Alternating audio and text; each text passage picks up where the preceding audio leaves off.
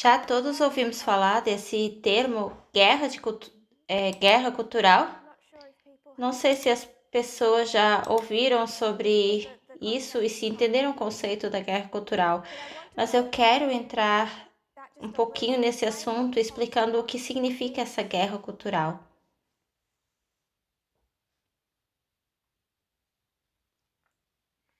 Se vocês fossem à página de Wikipedia e procurar a guerra cultural, ela vai fazer uma divisão de secções. Ela vai discutir 1920 a 1980 como as origens entre os anos 20 e 80 do século passado, que era usada, mas não era muito comum, não era muito popular como uma frase. E adivinhem quando começou a ser popular? Quando esse conceito de guerra cultural foi introduzido e que a polarização moderna nos Estados Unidos começou a ser compreendida através das lentes da guerra cultural. E quando é que isso aconteceu? Foi um evento único, num ano específico. Ray. Eu ia dizer segunda onda do feminismo, até que você disse um só evento. Quando você disse um ano singular, eu ia adivinhar 1989. É uma tentativa muito boa. Tá perto. Marie? Perdão, na verdade, Ray, você já terminou? Sim. Marie. Dizer ano singular me deixa perplexa, mas eu iria sugerir ou adivinhar 2016, talvez com o Steve Bannon, embora eu saiba que tudo isso estava acontecendo bem antes disso. Então, vou adivinhar novamente e dizer talvez por volta de 2012. Eu não me importo se vocês quiserem pesquisar. Se as pessoas quiserem dar uma olhada, eu não me importo com isso. Até lá, a gente já consegue ver os frutos da guerra cultural, mas não onde ela começa a ser realmente entendida como um problema. Graham? Eu ia dizer por volta de 1996, onde vemos duas correntes de informação que são trazidas para o YouTube e a internet, que desenvolvem uma divisão realmente grande na cultura. Você e o Ray quase que estavam perto.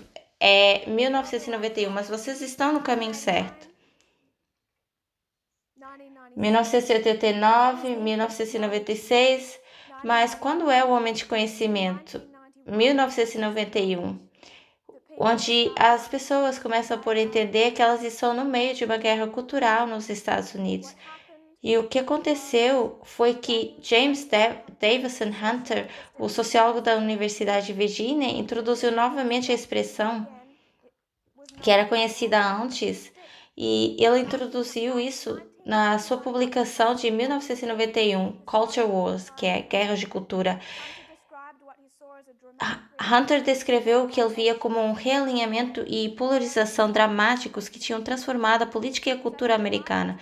Então, eles dividem entre os anos 1920 e 1980, que é usado com pouca frequência, e eles então dividem 1991 a 2001, esse período de 10 anos.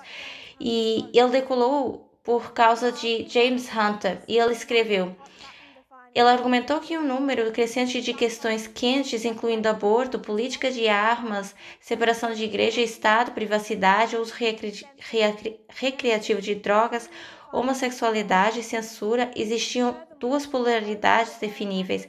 Além disso, não somente havia uma série de questões divisórias, mas a sociedade havia dividido essencialmente na mesma linha sobre essas questões, de modo a constituir dois grupos beligerantes, definidos principalmente não pela religião nominal, etnia, classe social ou mesmo afiliação política, mas sim por uma visão ideológica do mundo. Então, no passado, o que ele identifica é que antes de 1991, você tinha a maioria moral, você tinha os três movimentos, tinha muitos conflitos pelos direitos civis em meados do final do século 1900, mas agora você tem dois lados, dois polos opostos. Se você acreditava em uma questão divisória, você tendia a ter posições semelhantes em todas as outras. Então, as pessoas não tinham um espectro amplo de uns dos outros. Eles geralmente estavam divididos em dois polos. E estes dois polos eram agora essa guerra, ou estavam em guerra. E o que ele identificou foi que nas últimas décadas ou séculos, isso seria combatido com base na religião de alguém. O cristianismo, uma defesa de valores tradicionais da família através da lente protestante. E ele diz, já não é mais assim. Agora não se trata de religião, não se trata de etnia, não se trata de classe social e não se trata nem mesmo do partido político a que você pertence. Se trata da sua visão ideológica do mundo. Se trata da cultura a qual você quer pertencer. Em 2021, ele foi entrevistado pela a revista Politico, e era o aniversário de 30 anos dele, fazendo esse conceito de guerra cultural a partir desse ponto. Então, no ano passado, ele pediu a sua opinião sobre os Estados Unidos hoje, onde ele vê a guerra cultural durante esses últimos 30 anos. E eu vou chegar a isso dentro de alguns momentos. Catherine, eu vou ouvir você primeiro. Está tudo bem. É de antes, quando você queria saber sobre o ano. Eu ia dizer 1991. Você investigou isso.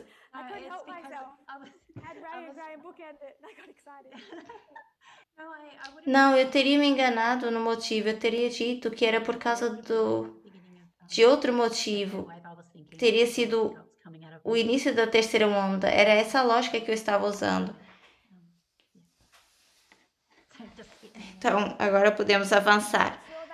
Tenho certeza de que isso fazia parte do contexto que esse homem estava vendo quando ele escreve essa publicação. Teria reforçado essa mesma guerra cultural. Há um artigo da Politico e a razão pela qual eu não compartilho isso no Media Broadcast é porque tem coisas sem contexto e há coisas que ele diz que a sua posição política que eu não acredito que possamos aderir como movimento.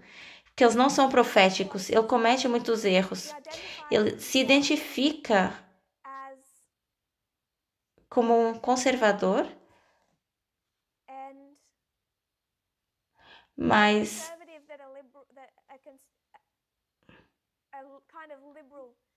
um conservador liberal. Os conservadores de hoje em dia não ficariam muito felizes com ele. Em outras palavras, ele é um centrista que se inclina para o conservador. E eu acho que, em parte, por causa disso, ele é bastante cego em algumas questões. Em algumas ele tem uma boa visão, mas em outras não. Então, por exemplo, ele diz que a guerra da cultura moderna não está de modo algum ligada ao aborto, que passou a ser sobre o racismo. E a guerra cultural moderna, ele diz que é tudo sobre raça. E há décadas atrás se tratava do aborto e que isso já está feito. Isso é apenas no ano passado. Acho que pensar que o aborto não era uma questão não fazia parte da guerra cultural. Então, obviamente, nós sabemos que ele estava errado, mas ele deveria ter sabido disso no ano passado.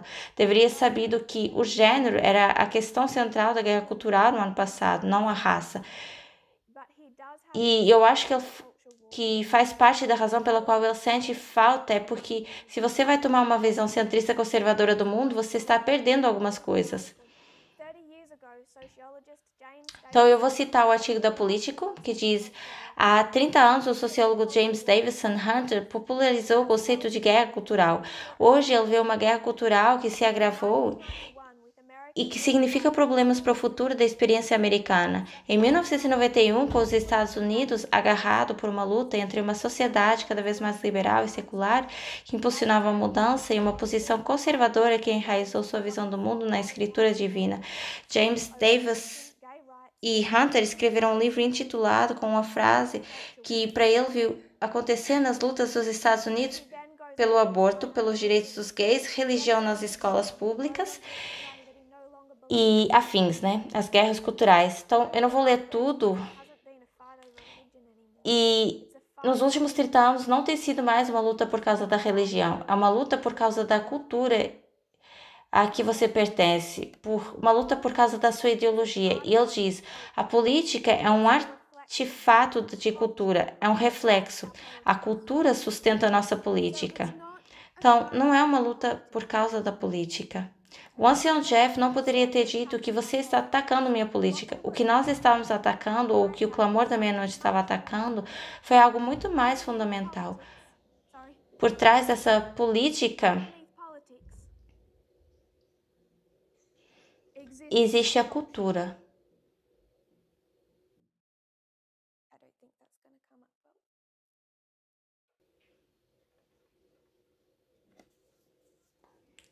A política é um artefato de cultura. É uma reflexão que sustenta a nossa política. Uma das formas mais prevalentes de pensarmos nela como uma batalha política sobre certos tipos de questões culturais, como o aborto, igualdade, valores familiares, igreja, Estado e assim por diante. E, portanto, a guerra cultural é realmente sobre a mobilização de recursos políticos, de pessoas e de votos e partidos em torno de certas posições sobre questões culturais. Nesse sentido, uma guerra cultural é realmente sobre política, mas a maior história é sobre as culturas que sustentam nossa política e as formas pelas quais nossas políticas se tornam reflexos de uma disposição cultural mais profunda, não apenas atitudes e valores que vão além da capacidade de racionar sobre eles. Em questões políticas pode-se fazer concessões.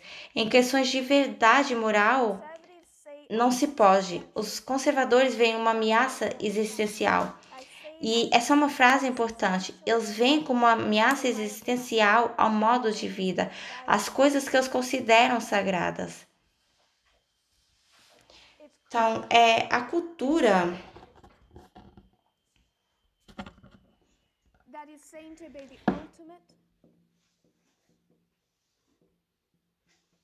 que é vista como a grande verdade moral. A cultura que é considerada sagrada. E o entrevistador fala, há uma passagem que você escreveu há 30 anos que parece relevante para esse ponto. De repente, pensamos nas controvérsias debatidas como sendo de natureza política e não cultural.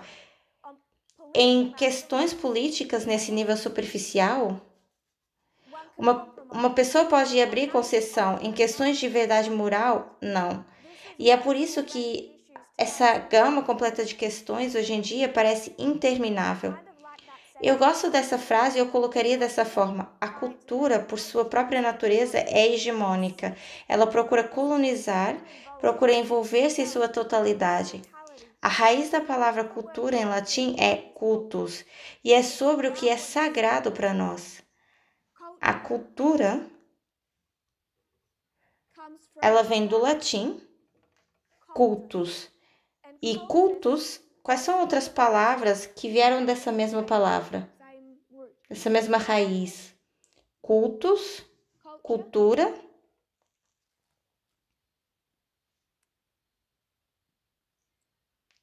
Alguém tem outra?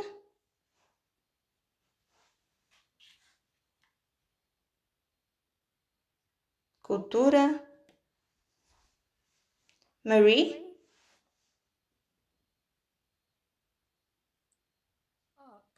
Culto.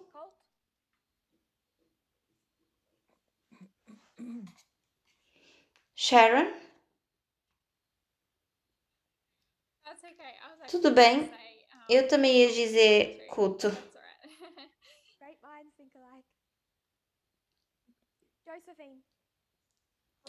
Josephine? E que tal corporativo. Eu não tenho certeza, talvez você esteja certo, eu não pesquisei de forma tão extensa. Cultivar, esses eram os que eu particularmente queria que víssemos. Cultivar e culto, tudo vem da mesma palavra de raiz, que é tudo sobre o que é sagrado para você, o que você quer alimentar, é sobre o que é sagrado. E a razão de existir o sexismo aqui não é por causa da religião. Não é mais a religião que a sociedade considera sagrada. Eu nem acho mais que os adventistas sejam assim tão religiosos. Não é o adventismo deles que, em análise, eles consideram sagrado para eles, é a cultura deles. Então, quando nós entramos e dizemos em 2018 que a Fox News é ruim, Ellen White não diz nada sobre Fox News, mas ele se sentiu atacado porque atacamos a sua cultura. Ele está de um lado dessa guerra cultural. E essa guerra cultural não é fundamentalmente religiosa. Os adventistas de hoje procuram a lei dominical acreditando que ela será uma questão de lei dominical. Como é que eles estão rastreando seus passos? Por exemplo, mandatos de vacinas. Onde é que eles encontram isso na escritura ou na Ellen White? George Soros, onde é que isso está na Ellen White? Os seus passos em direção à sua própria lei dominical não são encontrados na religião. Os passos deles são encontrados na cultura que eles encarnaram. Os adventistas não são assim tão religiosos. O que sustenta a política é a mesma coisa que sustenta a religião das pessoas, que é a cultura. Então, poderíamos dizer religião ou a falta de religião, porque é a cultura que sustenta o ateísmo. Se um pastor protestante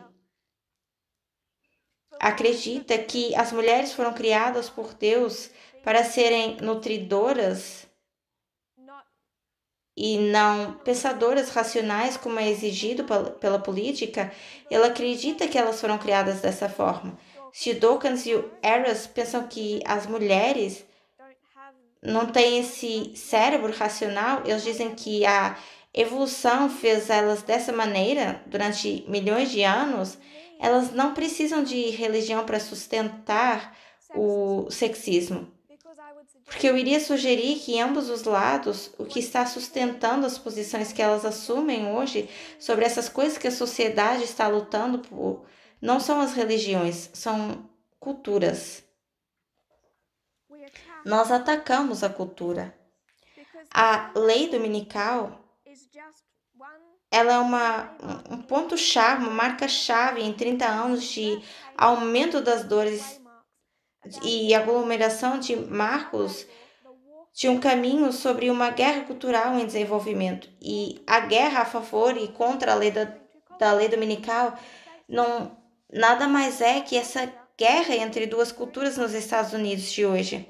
E nós atacamos a cultura. Então, agora o ancião Jeff diz, não ataque a minha cultura. Não importa realmente se eu era australiana ou californiana, porque um liberal na Califórnia está em um comprimento de onda cultural diferente do dele.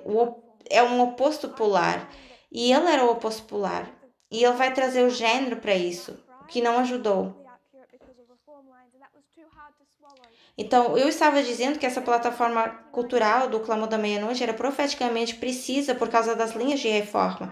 E em 9 de novembro de 2019, isso é difícil engolir. E é a partir daqui que começamos a ter essa luta no movimento, que na verdade ela começa antes, mas quase imediatamente começamos a falar de feminismo. E ocorre uma luta no movimento entre três conceitos diferentes de feminismo, que são quais? Me expliquem quais são esses três? Conhecemos os radicais?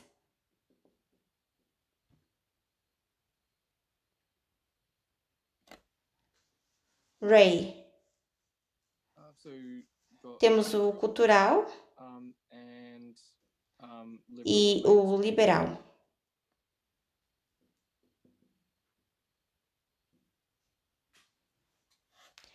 Então, qual é o problema com o cultural?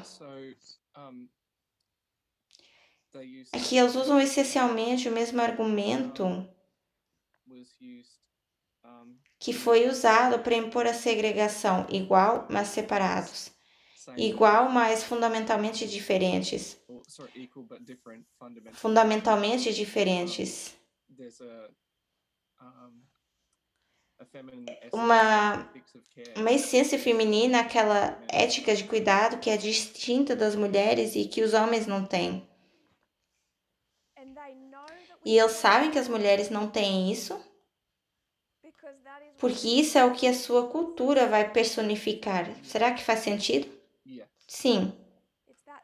É aquela romantificação sulista da mulher sulista que organiza o banquete de ação de graças, vestindo o avental, trazendo as crianças. É essa glorificação que está embutida na sua cultura. Então, o feminismo cultural já está embutido nas palavras, é fácil dizer que defende a cultura. E se recusa a erradicar o sexismo de sua cultura. Então dizem, seremos feministas desde que você não toque em cultura. Seremos feministas, promoveremos a igualdade de gênero em todas as áreas que não tocam ou prejudicam nossa cultura. O feminismo liberal. Antes de tudo, qual é o mantra do feminismo radical? O pessoal é político. O pessoal é político. E o que é o pessoal? O pessoal é igual? Eu não consigo me lembrar, perdão. Ainda não foi dito antes, mas o pessoal é igual à sua cultura. Então, você não se apega aos sexismos de sua cultura? Se eles trabalham contra a igualdade de gênero, o feminismo radical diz que não é realmente o feminismo. Se ele se apega a qualquer sexismo encarnado na cultura, que na verdade precisamos erradicá-lo da cultura. E a anciã Terry falou sobre o conceito da palavra radical ligado à palavra raiz. Eu não sei se nós conhecemos o símbolo matemático para calcular a raiz quadrada. Isso é para chegarmos ao âmago disso. O feminismo liberal diz que o pessoal não é político. Então, apoiaremos a igualdade de gênero desde que você não toque na minha cultura.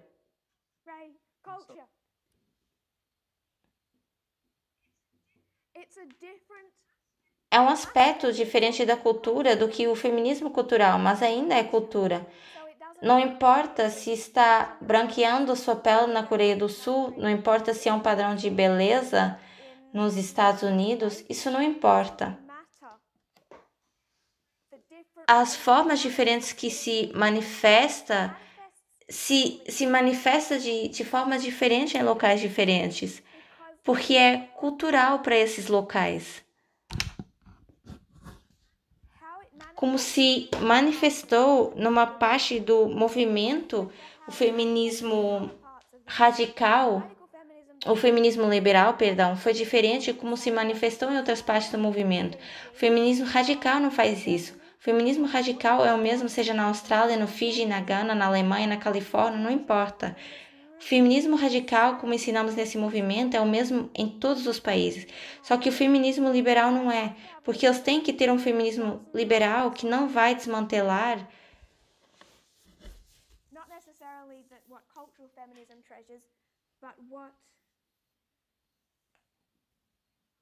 o que você encontra no pessoal. E existe alguma sobreposição aqui de como eles veem essa vida doméstica, a deusa doméstica, combinado em torno dos padrões de beleza e dessas questões. Então, tanto o feminismo cultural quanto o liberalismo dizem, não toque na nossa cultura.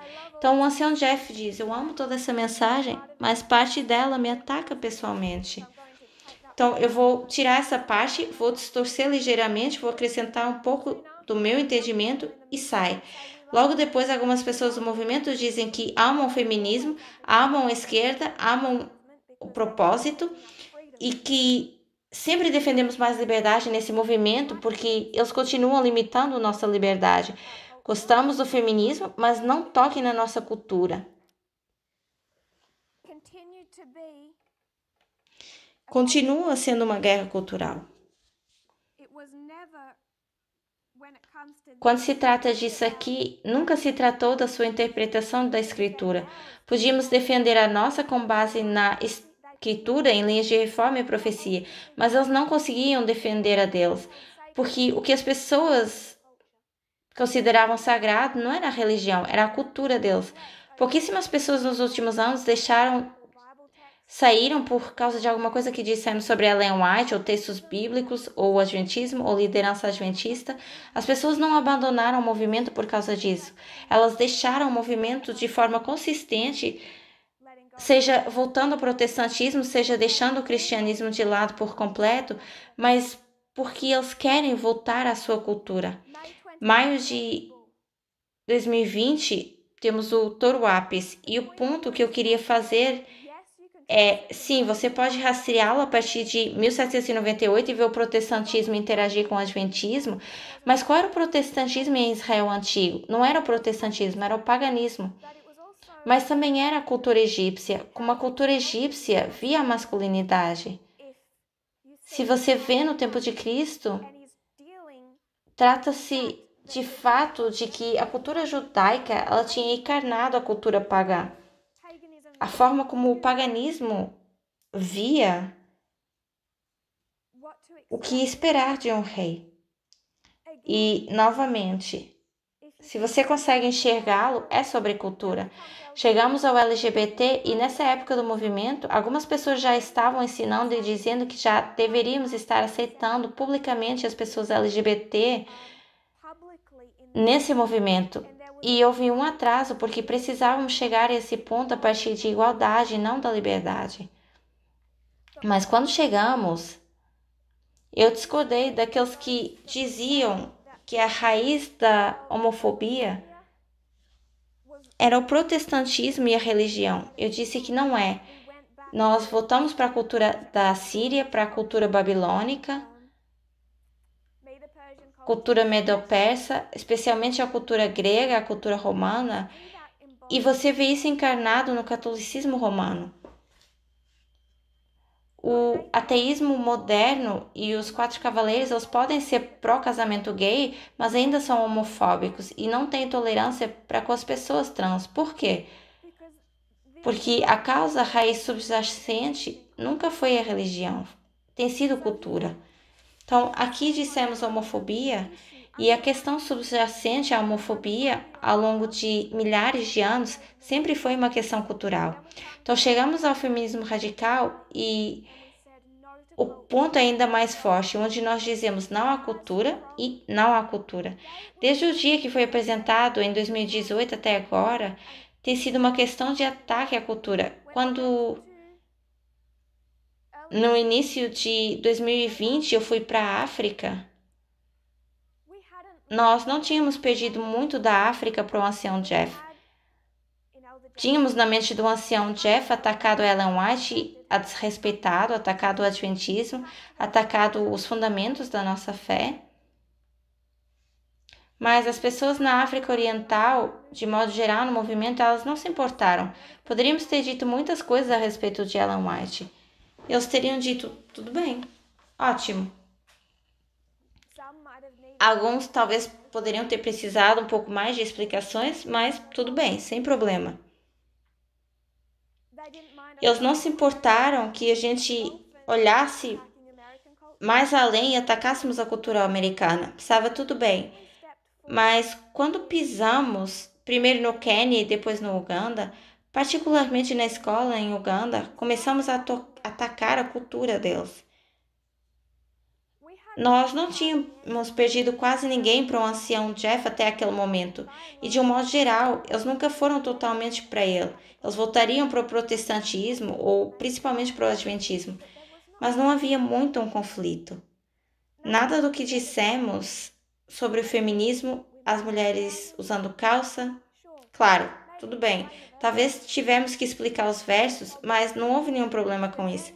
Mas depois nós tocamos naquilo que era sagrado, e a religião não era o que era sagrado para a grande maioria dos membros do movimento na África Oriental. Não era a religião. Não era o adventismo ou o ensinamento profético desse movimento que era sagrado para eles. Era a cultura. E nós começamos a tocar no que era a cultura. Então passamos de perder talvez um em 100 para 95 ou mais em 100. Qualquer coisa que fosse dita sobre cristianismo ou religião não fazia nada, não ofendia as pessoas.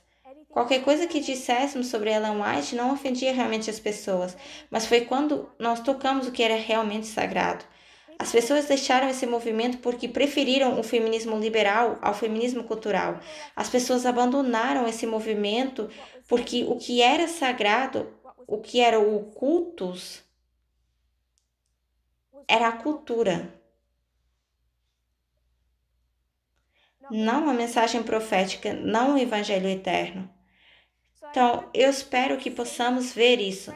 Brandon, você consegue ver agora como é que um novo ateu não precisa do dominionismo ou protestantismo? Será que isso faz sentido? Nós vamos continuar repassando isso novamente. Sim, faz todo sentido. É uma cultura construída ao longo de décadas, séculos, milênios. E é essa a causa subjacente de muitas coisas, incluindo o sexismo. Eu consigo enxergá-lo. Obrigada.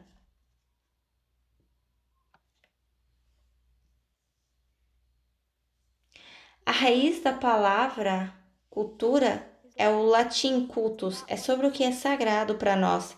A própria natureza do sagrado é que ele é especial e que ele não pode ser abordado. E é por isso que existe hoje uma polarização absoluta nos Estados Unidos. E ele diz que de cada vez que você tem uma guerra civil, ela é precedida por uma guerra cultural. Eu não sei o quanto tudo vai aumentar depois da lei dominical, mas é incrivelmente perigoso, porque eles já estão em guerra. Já se opõem tanto porque o que é sagrado para o Tucker Carlson não é o seu protestantismo, é o seu cristianismo, é a cultura dele. E é por isso que ele diz coisas que se alinham como o que um evolucionista diria, o que diria um dos 4 cavaleiros. É o que é sagrado para eles. A cultura, em um aspecto, é sobre o que é puro e o que está poluído. É sobre os limites que são frequentemente transgredidos e o que fazemos a respeito. E a parte da guerra cultural, uma maneira de ver essa guerra cultural é que cada um tem uma ideia do que é transgressivo ou do que é uma violação do sagrado e dos medos e ressentimentos que o acompanham. Então, toda cultura tem a sua visão de pecado. Não é preciso ser religioso para se ver um conceito de pecado. Para Dawkins, Hitchens, Harris, há coisas que eles veem como pecado. Pecado é uma palavra antiquada, citando, mas refere-se àquilo que é, em última análise, profano e não pode ser permitido, não deve ser permitido. Compreender as coisas que subscrevem a política nos ajuda a entender porque isso persiste da mesma forma, porque ela inflama as paixões que temos. Todas elas são religiosas, todas elas amam algo e todos eles veem algo como sagrado, mesmo que eles subscrevam ou não as crenças protestantes ou se subscrevam ao taoísmo evolutivo e biológico, sejam ou não evolucionistas psicológicos, taoístas sociais ou um pastor batista conservador do sul. Todos eles têm um conceito do que é sagrado e o que é profano, do que é sagrado e do que é pecado. E um ateu vai ver muitas das mesmas coisas exatamente como pecado, como um protestante vai ver a transgressão do que se pretende ser biológico, direitos trans, feminismo radical.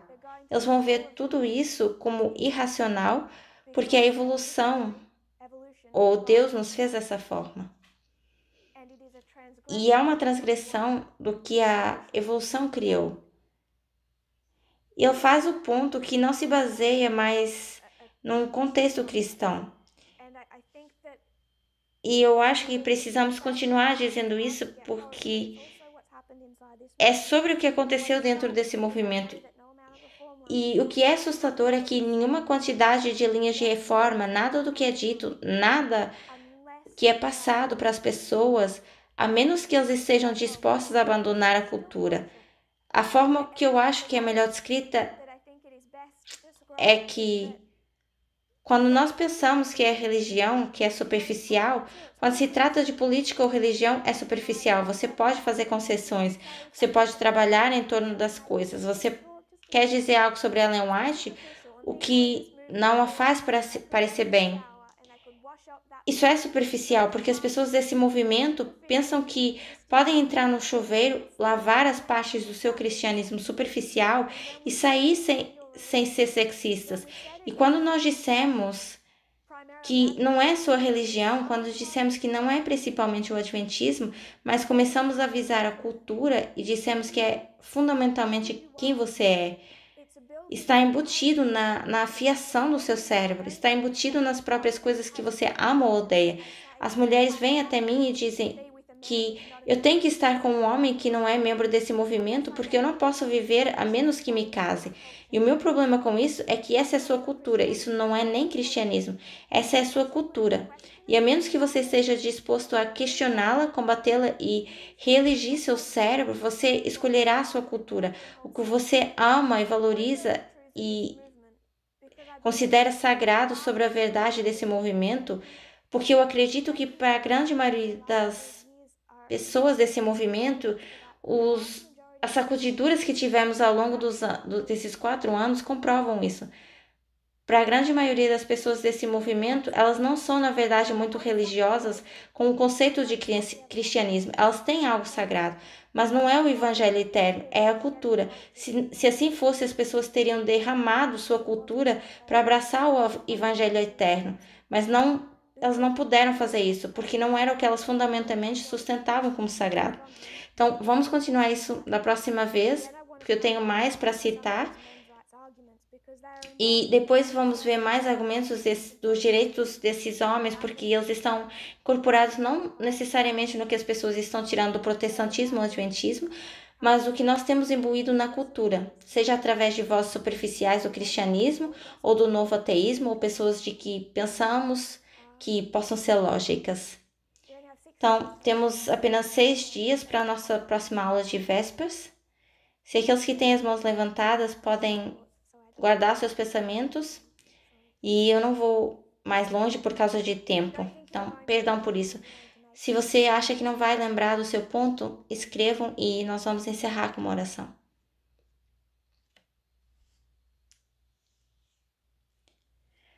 Querido Senhor,